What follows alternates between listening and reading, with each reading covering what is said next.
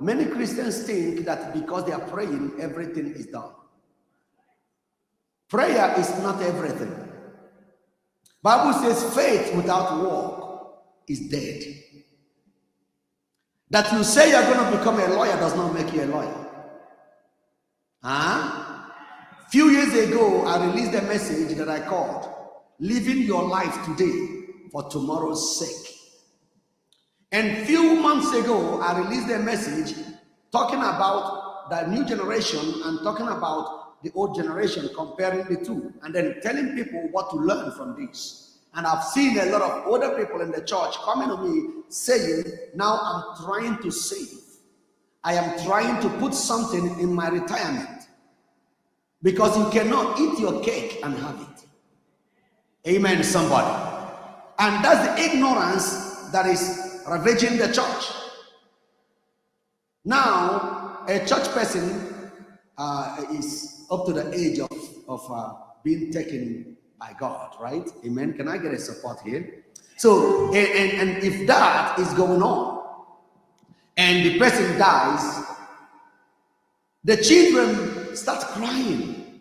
And sometimes you think they are crying because their mother or their father died. A lot of times they are crying because they have to borrow money and they have to do all kinds of things to bury their mother and their father.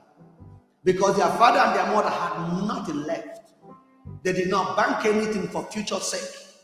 And that's a problem.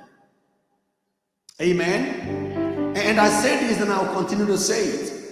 That white folks are more successful. Is it correct to say that? And if I ask why here, most of us will say because of racism. It is not because of racism. It is because from what I have seen so far, I'm not telling you what I read, what I've seen so far, they prepare their children for future. We prepare our children to dominate today. And it's a forced dominance. Amen.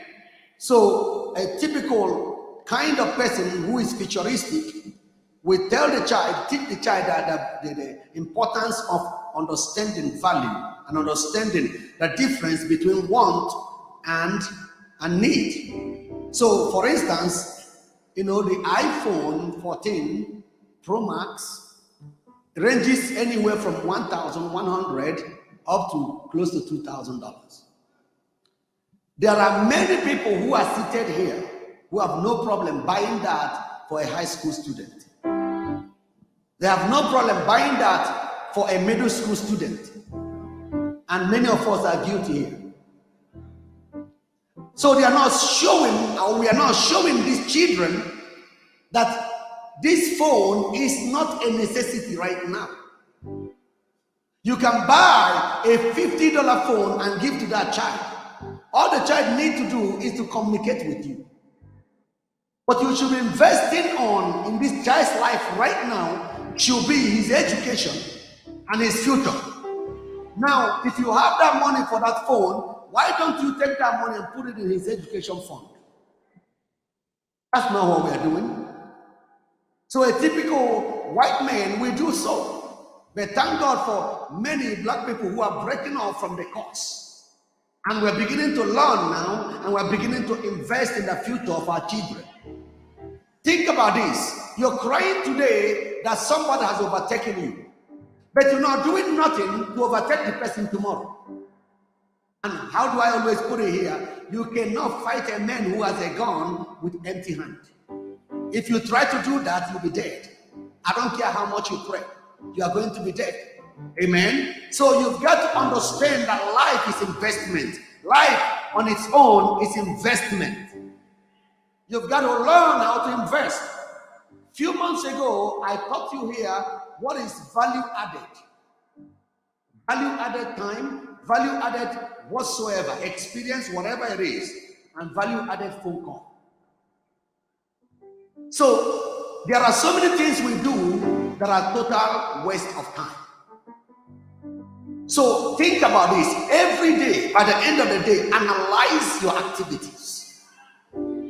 Analyze your what? Your activities. Where did you spend your time? On what did you spend your time? So when you analyze these things, ask yourself and tell yourself the truth. Where have I spent my time? Did I spend my time on value-added things? Value-added activities. So did I profit anything today? Have I spent something that will gain something? Now go back again and ask yourself, how much did I spend today? These are the things Bible teach, and I'll show you in a minute.